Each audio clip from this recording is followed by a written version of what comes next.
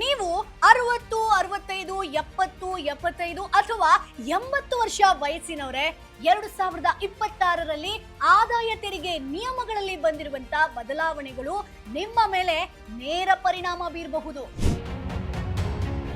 Pension, bank ಬಡ್ಡಿ, ಬಾಡಿಗೆ ಅಥವಾ ಹೂಡಿಕೆಗಳಿಂದ ನಿಮ್ಗೇನಾದ್ರೂ ಆದಾಯ ಬರ್ತಾ ಇದೆಯಾ? ಹಾಗಾದ್ರೆ ಈ ವಿಡಿಯೋನ ನೀವು ನೋಡ್ಲೇಬೇಕು. ಕೆಲವರಿಗೆ ತೆರಿಗೆ ಶೂನ್ಯ ಆಗ್ಬೋದು, ಕೆಲವರಿಗೆ ITR ಫೈಲ್ ಮಾಡುವಂತ ಅಗತ್ಯವೇ ಇಲ್ಲದೆ ಇರಬಹುದು. 75 ವರ್ಷ ಮೇಲ್ಪಟ್ಟವರಿಗೆ ಒಂದಷ್ಟು ವಿಶೇಷ ನಿಯಮಗಳಿದೆ. TDS ಆಗಿರ್ಬೋದು, ರಿಬೇಟ್ ಆಗಿರ್ಬೋದು, ಅಡ್ವಾನ್ಸ್ ಟ್ಯಾಕ್ಸ್ ಆಗಿರ್ಬೋದು, ಫಾರ್ಮ್ 121 ಹಾಗೆ ಪ್ರಾಪರ್ಟಿ ರೂಲ್ಸ್ ಗಳಲ್ಲಿ ಸಾಕಷ್ಟು ಬದಲಾವಣೆ ಆಗಿದೆ. ಒಂದು ಸಣ್ಣ ತಪ್ಪಿನಿಂದ ಅನಗತ್ಯ ತೆರಿಗೆ ಆಗಿರ್ಬೋದು, ದಂಡ ಕಟ್ಟುವಂತ ಪರಿಸ್ಥಿತಿ ನಿಮಗೆ ಎದುರಾಗಬಹುದು. ಆದ್ರಿಂದ ಈ ವಿಡಿಯೋವನ್ನ ಮಿಸ್ ಮಾಡದೆ ನೋಡಿ. ಯಾಕಂತಂದ್ರೆ ಇವತ್ತು 2026ರ ಹೊಸ ಆದಾಯ ತೆರಿಗೆ ನಿಯಮಗಳಲ್ಲಿ ಹಿರಿಯ ನಾಗರಿಕರು ತಿಳ್ಕೊಳ್ಳೇಬೇಕಾದಂತ ಪ್ರತಿಯೊಂದು ವಿಚಾರವನ್ನ ಈಸಿಯಾಗಿ ನಾನು ಎಕ್ಸ್ಪ್ಲೈನ್ ಮಾಡ್ತಾ ಹೋಗ್ತೀನಿ. ಹಾಗಾಗಿ ಹಾಯ್, ಹೆಲೋ, ನಮಸ್ಕಾರ, ವೆಲ್ಕಮ್ ಟು ಬಾಸ್ವಾಲಾ ಯೂಟ್ಯೂಬ್ ಚಾನೆಲ್. ನಾನು ಚೈತ್ರ.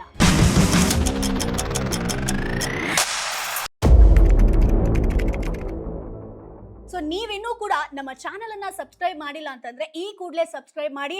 ಸರ್ಕಾರದ ಮೇಜರ್ ಅಪ್ಡೇಟ್ಸ್ ಆಗಿರ್ಬೋದು ಅಥವಾ ಟೆಕ್ನಾಲಜಿ ರಿಲೇಟೆಡ್ ಆಗಿರ್ಬೋದು, ಸ್ಕೀಮ್ಸ್ ಆಗಿರ್ಬೋದು, ಇವೆಲ್ಲದರ ಬಗ್ಗೆ ಸಾಕಷ್ಟು ಮಾಹಿತಿಯನ್ನ ಈ ಚಾನೆಲ್ ಅಲ್ಲಿ ಅಪ್ಲೋಡ್ ಮಾಡ್ತಾ ಇರ್ತೀವಿ. ಸೊ ಹೊಸ ವಿಷಯಗಳು ನಿಮ್ಮವರೆಗೆ ತಲುಪಬೇಕು ಅಂತಂದ್ರೆ ನಮ್ಮ ಚಾನೆಲ್ ನ ಸಬ್ಸ್ಕ್ರೈಬ್ ಮಾಡೋದನ್ನ ಮರಿಬೇಡಿ. ಸೊ ನೀವೀಗ ಏನ್ ಮಾಡ್ಬೇಕು ಹೇಳಿ, ಚಾನೆಲ್ ನ ಈ ಕೂಡಲೇ ಸಬ್ಸ್ಕ್ರೈಬ್ ಮಾಡಿ.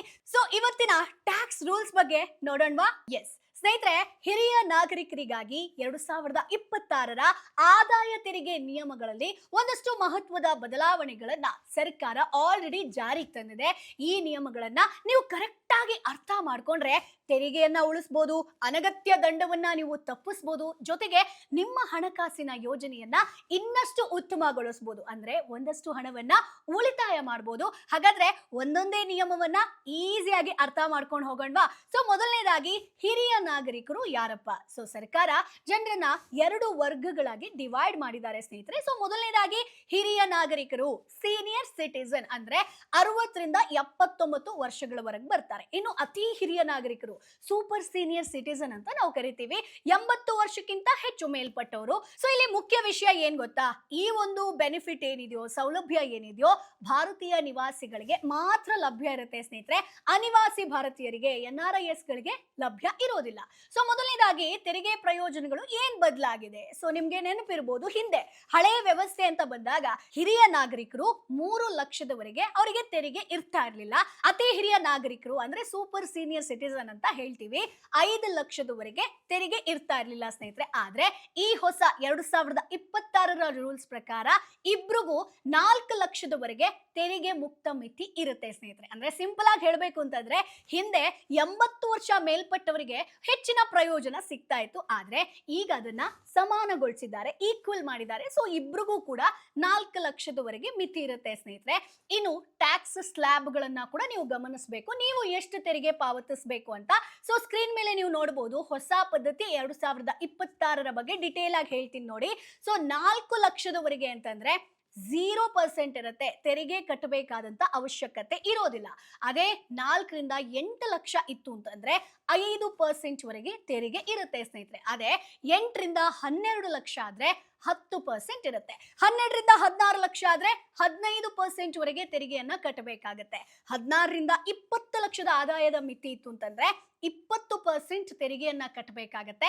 ಅದೇ 20ರಿಂದ 24 ಲಕ್ಷ ಇತ್ತು ಅಂತಂದ್ರೆ 25%. ಸೊ ಕೊನೆಯದಾಗಿ 24 ಲಕ್ಷಕ್ಕಿಂತ ಹೆಚ್ಚಿತ್ತು ಅಂತಂದ್ರೆ 30% ತೆರಿಗೆಯನ್ನ ಕಟ್ಟಬೇಕಾಗತ್ತೆ. ಸೊ ಈಸಿಯಾಗಿ ಹೇಳ್ಬೇಕು ಅಂತಂದ್ರೆ ಕಡಿಮೆ ಆದಾಯ ಇತ್ತು ಅಂತಂದ್ರೆ ಕಡಿಮೆ ತೆರಿಗೆ ಇರುತ್ತೆ, ಆದಾಯ ಹೆಚ್ಚಾಗ್ತಾ ಹೋಗ್ತಿದ್ದಂಗೆ ತೆರಿಗೆ ಪ್ರಮಾಣ ಕೂಡ ಹೆಚ್ಚಾಗ್ತಾ ಹೋಗುತ್ತೆ. ಇನ್ನು ರಿಬೇಟ್ ರೂಲ್ಸ್ ಬಗ್ಗೆ ಕೂಡ ಹೇಳಲೇಬೇಕು.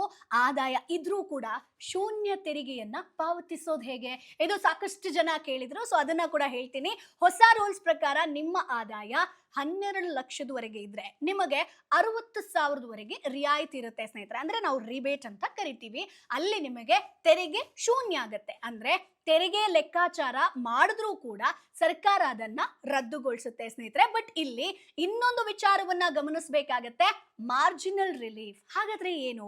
ಆದಾಯ ನಿಮಗೆ 12 ಲಕ್ಷ ಇದ್ರೆ ನಾನು ಏನ್ ಹೇಳ್ದೆ, ತೆರಿಗೆ ಶೂನ್ಯ ಆಗುತ್ತೆ. ಅದೇ ಆದಾಯ 12,01,000 ಇತ್ತು ಅಂತಂದ್ರೂ ಕೂಡ ತೆರಿಗೆ ಇದ್ದಕ್ಕಿದ್ದಂತೆ ಹೆಚ್ಚಾಗ್ತಾ ಹೋಗುತ್ತೆ ಸ್ನೇಹಿತರೆ. ಇದು ಅನ್ಯಾಯ ಅಲ್ವಾ ಅಂತ ನೀವು ಕೇಳ್ಬೋದು. ಅದಕ್ಕಾಗಿ ಮಾರ್ಜಿನಲ್ ರಿಲೀಫ್ ಅನ್ವಯಿಸುತ್ತೆ ಸ್ನೇಹಿತರೆ. ಹೆಚ್ಚುವರಿಯಾದ ಹಣದ ಮೇಲೆ ಮಾತ್ರ ನೀವು ತೆರಿಗೆಯನ್ನ ಪಾವತಿಸ್ತೀರಾ. ಇಡೀ ಮೊತ್ತದ ಮೇಲೆ ಭಾರಿ ತೆರಿಗೆ ಇರೋದಿಲ್ಲ ಸ್ನೇಹಿತರೆ. ಅಂದ್ರೆ 1,000 ಅಂತಂದ್ರೆ 1,000ಕ್ಕೆ ಎಷ್ಟು ತೆರಿಗೆ ಅದು ಡಿಪೆಂಡ್ ಆಗುತ್ತೆ. ಇನ್ನು ITR ಸಲ್ಲಿಕೆ ನೀವು ಫೈಲ್ ಮಾಡುವಂತ ಅಗತ್ಯ ಇದೆಯಾ?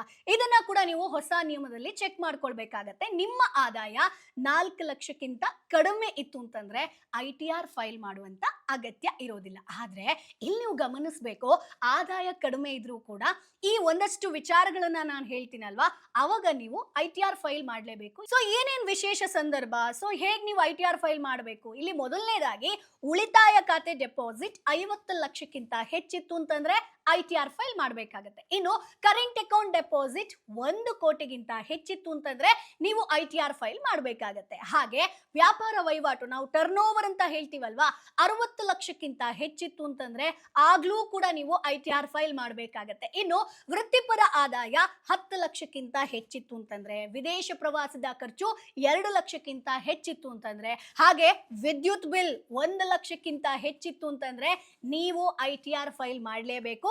ಸೊ ನೀವು ವಿದೇಶಿ ಆಸ್ತಿಗಳನ್ನ ಹೊಂದಿದ್ರೂ ಕೂಡ ITR ಫೈಲ್ ಅನ್ನ ಮಾಡಬೇಕಾಗತ್ತೆ. ಸೊ ಇದರ ಅರ್ಥ ಸರ್ಕಾರ ಕೇವಲ ಆದಾಯವನ್ನಷ್ಟೇ ಅಲ್ಲ, ನಿಮ್ಮ ಒಂದು ಲೈಫ್ ಸ್ಟೈಲ್ ಆಗಿರ್ಬೋದು, ನಿಮ್ಮ ಖರ್ಚುಗಳನ್ನ ಗಮನಿಸುತ್ತೆ, ಜೊತೆಗೆ ಟ್ರ್ಯಾಕ್ ಕೂಡ ಮಾಡುತ್ತೆ ಸ್ನೇಹಿತರೆ. ಸೊ ನೆಕ್ಸ್ಟ್ ನೋಡೋಣ. ಇಷ್ಟು ಪಾಯಿಂಟ್ಸ್ ನಿಮಗೆ ಕ್ಲಿಯರ್ ಆಗಿ ಅರ್ಥ ಆಯ್ತು ಅಂತ ಅನ್ಕೊಳ್ತೀನಿ. ಸೊ ನೆಕ್ಸ್ಟ್ ಮೇಜರ್ ಆಗಿರುವಂತದ್ದು ಅಡ್ವಾನ್ಸ್ ಟ್ಯಾಕ್ಸ್ ಬಗ್ಗೆ ನೀವು ತಿಳ್ಕೊಳ್ಬೇಕು. ಅಂದ್ರೆ ನಿಮ್ಮ ವಯಸ್ಸು 60ಕ್ಕಿಂತ ಹೆಚ್ಚಾಗಿದ್ದು ಕೇವಲ ಈ ಆದಾಯ ಇದ್ರೆ, ನಾನು ಏನ್ ಹೇಳ್ತೀನಲ್ವಾ, ಸೊ ಅವಾಗ ಅಡ್ವಾನ್ಸ್ ಟ್ಯಾಕ್ಸ್ ಕಟ್ಟುವಂತ ಅಗತ್ಯ ಇರೋದಿಲ್ಲ. ಅಂದ್ರೆ ನಿಮ್ಗೇನಾದ್ರೂ ಪೆನ್ಷನ್ ಆದಾಯ ಬರ್ತಾ ಇದ್ರೆ, ಬಡ್ಡಿ ಆದಾಯ ಏನಾದ್ರೂ ಬರ್ತಾ ಇದ್ರೆ ನೀವು ಕಟ್ಟಬೇಕಾದಂತ ಅವಶ್ಯಕತೆ ಇರೋದಿಲ್ಲ. ಸೊ ನಿಮಗೆ ವ್ಯವಹಾರದ ಆದಾಯ, ಬಿಸ್ನೆಸ್ ಇನ್ಕಮ್ ಇದ್ರೆ ಅಡ್ವಾನ್ಸ್ ಟ್ಯಾಕ್ಸ್ ಅನ್ವಯಿಸುತ್ತೆ ಸ್ನೇಹಿತರೆ. ಅವಾಗ ನೀವು ಕಟ್ಟಲೇಬೇಕಾಗತ್ತೆ. ಸೊ 75 ವರ್ಷಕ್ಕಿಂತ ಹೆಚ್ಚಿನ ವಯಸ್ಸಿನವರಿಗೆ ಒಂದಷ್ಟು ವಿಶೇಷ ನಿಯಮ ಕೂಡ ಇದೆ. ಅಂದ್ರೆ ವಯಸ್ಸು 75 ಅಥವಾ ಅದಕ್ಕಿಂತ ಹೆಚ್ಚಿತ್ತು ಅಂತಂದ್ರೆ ಕೇವಲ ಪೆನ್ಷನ್ ಆಗಿರ್ಬೋದು, ಬ್ಯಾಂಕ್ ಬಡ್ಡಿ ಆದಾಯ ಇದ್ರೆ, ಬಾಡಿಗೆ ಅಥವಾ ವ್ಯಾಪಾರದ ಆದಾಯ ಇಲ್ಲದೆ ಇದ್ರೆ ಆಗ ಬ್ಯಾಂಕ್ ನಿಮ್ಮ ತೆರಿಗೆಯನ್ನ ಲೆಕ್ಕ ಹಾಕಿ TDS ಅನ್ನ ಕಡಿತಗೊಳಿಸುತ್ತೆ ಸ್ನೇಹಿತರೆ.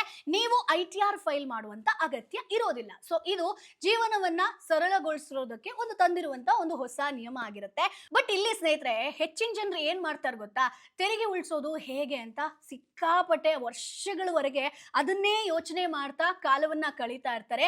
ವಿಶೇಷವಾಗಿ 60 ವರ್ಷದ ನಂತರ ಉಳಿಸುವಂತ ಪ್ರತಿಯೊಂದು ರೂಪಾಯಿ ಕೂಡ ತುಂಬಾ ಇಂಪಾರ್ಟೆಂಟ್ ಆಗಿರುತ್ತೆ. ಆದ್ರೆ ಒಂದು ವಿಷಯವನ್ನ ನೀವು ಮರಿಬೇಡಿ ಸ್ನೇಹಿತರೆ, ತೆರಿಗೆ ಉಳಿಸೋದು ಹಣದ ಉಳಿತಾಯ ಆಯ್ತು ಅಂತಂದ್ರೆ ರಿಟೈರ್ಮೆಂಟ್ ಪ್ಲಾನಿಂಗ್ ಏನಿರುತ್ತೋ ಆ ಹಣವನ್ನ ರಕ್ಷಿಸುತ್ತೆ ಸ್ನೇಹಿತರೆ. ಸೊ 60ರ ನಂತರ ಆದಾಯ ಕಡಿಮೆ ಆಗ್ಬೋದು, ಆದ್ರೆ ಖರ್ಚು ಕಡಿಮೆ ಆಗಲ್ಲ. ಒಂದು ಸಣ್ಣ ಆರೋಗ್ಯದ ತುರ್ತು ಪರಿಸ್ಥಿತಿ ನಿಮ್ಮ ವರ್ಷಗಳ ಉಳಿತಾಯವನ್ನ ಕರಗಿಸ್ಬಿಡ್ಬೋದು, ಎಲ್ಲ ಖಾಲಿ ಮಾಡ್ಬೋದು. ಅದಕ್ಕಾಗಿ ಆರೋಗ್ಯ ವಿಮೆ, ಹೆಲ್ತ್ ಇನ್ಶೂರೆನ್ಸ್ ಅನ್ನ ಮಾಡಿಸ್ಕೊಳ್ಳುವಂಥದ್ದು ತುಂಬಾ ಇಂಪಾರ್ಟೆಂಟ್. ಸೊ ನಾನು ವೈಯಕ್ತಿಕವಾಗಿ ನಿಮ್ಗೆ ಡಿಟ್ಟೋ ಇನ್ಶೂರೆನ್ಸ್ ಅನ್ನ ಶಿಫಾರಸ್ ಮಾಡಬಹುದು ಸ್ನೇಹಿತರೆ. ಸೊ ಅವರ ವಿಶೇಷತೆ ಏನ್ ಗೊತ್ತಾ, ಇದನ್ನ ಹೇಳಲೇಬೇಕು. ಅವರು ಕೇವಲ ಪಾಲಿಸಿಗಳನ್ನ ಮಾರಾಟ ಮಾಡೋದಲ್ಲ, ನಿಮಗೆ ಯಾವುದು ಸರಿ ಅನ್ನುವಂತ ಸಲಹೆಯನ್ನ ನೀಡ್ತಾರೆ. ವಿವಿಧ ಕಂಪನಿಗಳ ಪ್ಲಾನ್ಗಳನ್ನ ಹೋಲಿಸೋದಕ್ಕೆ, ನಿಮಗೆ ಅಂದ್ರೆ ಚೆಕ್ ಮಾಡೋದಕ್ಕೆ ಸಹಾಯವನ್ನ ಮಾಡ್ತಾರೆ. ನಿಮ್ಮ ವಯಸ್ಸಾಗಿರ್ಬೋದು, ಅನಾರೋಗ್ಯಕ್ಕೆ ತಕ್ಕಂತೆ ಪಾಲಿಸಿಯನ್ನ ಆರಿಸೋದಕ್ಕೆ ನಿಮ್ಗೆ ಹೆಲ್ಪ್ ಮಾಡ್ತಾರೆ.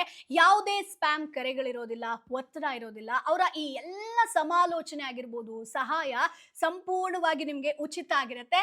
ಸೊ ಲಿಂಕ್ ಡಿಸ್ಕ್ರಿಪ್ಷನ್ ಅಲ್ಲಿ ಇದೆ, ಒಮ್ಮೆ ಚೆಕ್ ಮಾಡ್ಕೊಳ್ಳಿ. ಸೊ ನೆಕ್ಸ್ಟ್ ವಿಚಾರಕ್ಕೆ ಬರೋಣ. ನಾನು ಹೆಲ್ತ್ ಬೆನಿಫಿಟ್ ಬಗ್ಗೆ ಹೇಳ್ತಾ ಇದ್ದೆ. ಸೊ ಆರೋಗ್ಯ ಸೌಲಭ್ಯ ಅನ್ನೋದು ತುಂಬಾ ಇಂಪಾರ್ಟೆಂಟ್. ಸೊ 70 ವರ್ಷಕ್ಕಿಂತ ಮೇಲ್ಪಟ್ಟವರಿಗೆ 5 ಲಕ್ಷದವರೆಗೆ ಉಚಿತ ಆರೋಗ್ಯ ವಿಮೆ ಕೂಡ ಸಿಗುತ್ತೆ ಸ್ನೇಹಿತರೆ. ಈ ಒಂದು ಹೊಸ ರೂಲ್ಸ್ ಅಲ್ಲಿ ಪ್ರಮುಖ ಚಿಕಿತ್ಸೆಗಳ ಸೌಲಭ್ಯ ಆಗಿರ್ಬೋದು, ಕ್ಯಾಶ್ಲೆಸ್ ಸೌಲಭ್ಯ ಆಗಿರ್ಬೋದು, ಇದು ವೈದ್ಯಕೀಯ ವೆಚ್ಚದ ಹೊರೆಯನ್ನ ನಮ್ಗೆ ಗಣನೀಯವಾಗಿ ಕಡಿಮೆ ಮಾಡುತ್ತೆ. ಹಾಗಾದ್ರೆ TDS ನಿಯಮ ಏನೇನ್ ಚೇಂಜ್ ಆಗಿದೆ? ಸೊ ಬಡ್ಡಿ 1 ಲಕ್ಷಕ್ಕಿಂತ ಹೆಚ್ಚಾದ್ರೆ ಇಲ್ಲಿ ನಿಮ್ಗೆ TDS ಅನ್ವಯಿಸುತ್ತೆ. ಬಟ್ ನೆನ್ಪಿಟ್ಕೊಳ್ಳಿ, TDS ಕಡಿತ ಆಗಿಲ್ಲ ಅಂದ ಮಾತ್ರಕ್ಕೆ ತೆರಿಗೆ ಕಟ್ಟಬೇಕಾಗಿಲ್ಲ ಅಂತ ನೀವು ಅರ್ಥ ಮಾಡ್ಕೋಬೇಡಿ.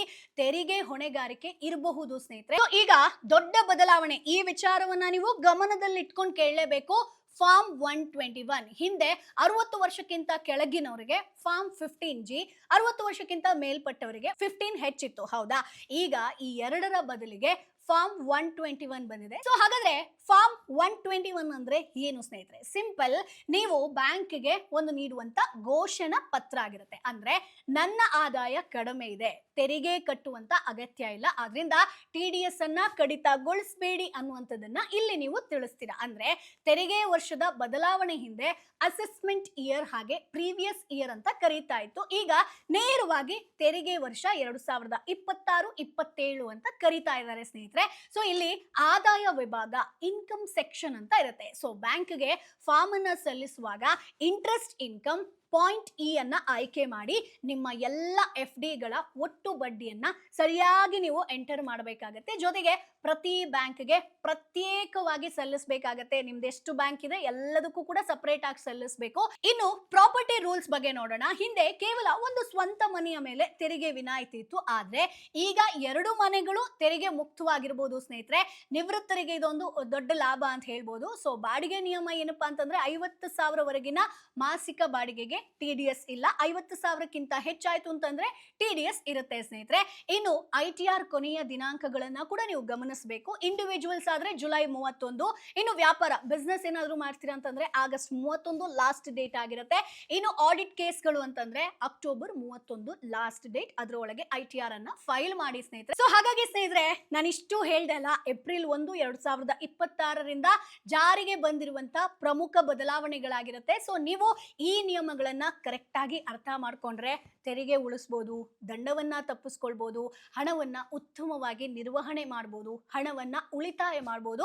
ಸೊ ಸರ್ಕಾರ ತೆರಿಗೆಯನ್ನ ಸರಳಗೊಳಿಸೋದಕ್ಕೆ ಜೊತೆಗೆ ಹಿರಿಯ ನಾಗರಿಕರ ಮೇಲಿನ ಹೊರೆಯನ್ನ ಕಡಿಮೆ ಮಾಡೋದಕ್ಕೆ ಈ ಒಂದು ರೂಲ್ಸ್ ಅನ್ನ ತಂದಿರುವಂತದ್ದು. ಸೊ ಈ ಮಾಹಿತಿ ನಿಮ್ಗೆ ಯೂಸ್ಫುಲ್ ಅಂತ ಅನ್ಸಿದ್ರೆ ಕಮೆಂಟ್ ಬಾಕ್ಸ್ ಅಲ್ಲಿ ಅದನ್ನ ತಪ್ಪದೆ ತಿಳಿಸಿ. ಏನಾದ್ರೂ ಡೌಟ್ ಇತ್ತು ಅಂತಂದ್ರೂ ಕೂಡ ಕಮೆಂಟ್ ಬಾಕ್ಸ್ ಅಲ್ಲಿ ನೇರವಾಗಿ ತಿಳಿಸಬಹುದು. ಜೊತೆಗೆ ಈ ಒಂದಷ್ಟು ಹೊಸ ರೂಲ್ಸ್ ಗಳನ್ನ ನಿಮ್ಮ ಫ್ರೆಂಡ್ಸು ಫ್ಯಾಮಿಲಿ ಗ್ರೂಪ್ಗೆ ಶೇರ್ ಮಾಡೋದನ್ನ ಮರಿಬೇಡಿ. ಎಸ್ಪೆಷಲಿ ಹಿರಿಯ ನಾಗರಿಕರು ಇದ್ರು ಅಂತಂದ್ರೆ, ನಿಮ್ಮ ಫ್ಯಾಮಿಲಿಯಲ್ಲಿ ಯಾರಾದ್ರೂ ಇದ್ರು ಅಂತಂದ್ರೆ ಅವರಿಗೆ ಶೇರ್ ಮಾಡೋದನ್ನ ಮರಿಬೇಡಿ. ಸೊ ಮುಂದಿನ ವಿಡಿಯೋದಲ್ಲಿ ಮತ್ತಷ್ಟು ಮಾಹಿತಿ ಜೊತೆ ನಾನು ಮುಂದೆ ಹಾಜರಿರ್ತೀನಿ. ಅಲ್ಲಿವರೆಗೂ ಬೈ ಬಾಯ್.